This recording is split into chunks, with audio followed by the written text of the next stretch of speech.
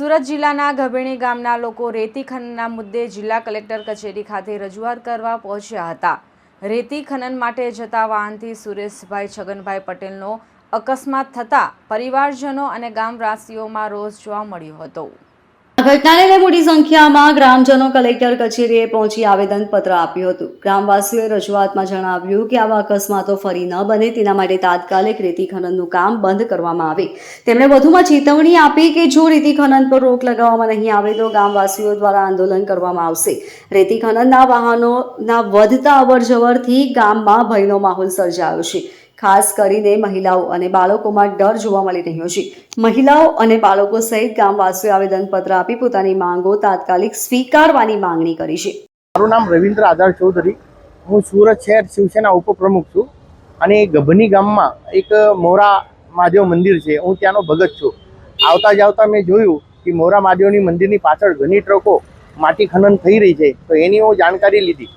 તો મામલેદાર સાહેબ, તલાટી સાહેબ અને ભૂસ્તર ખાતાના વિભાગને મેં જાણકારી લીધી તો એમને મને જાણ કરી કે આ રેન્જ ટુ સુજલમ સુબલામ યોજનામાં આ રવાય છે, પણ એ યોજનાનો હેતુ જ અલગ છે।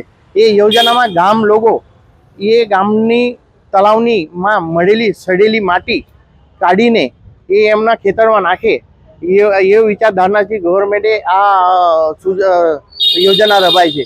પણ આમાં આ યોજનાના મારફત આ લોકો માટી ખનન કરીને બહાર વેચી રહ્યા છે। ગામના આ યોજના મુજબ ગામના કોઈ પણ વ્યક્તિ આ યોજનાનો લાભ લીધેલ નથી। આ 1 વર્ષથી સતત ખનન ચાલુ છે। મેં એ કલેક્ટરશ્રીને 3 વખત અરજી આપી ચૂક્યો છે, પછી ભૂસ્તર ખાતાને મેં જાણ કરી છે, ફોન માધ્યમથી જાણ કરી છે।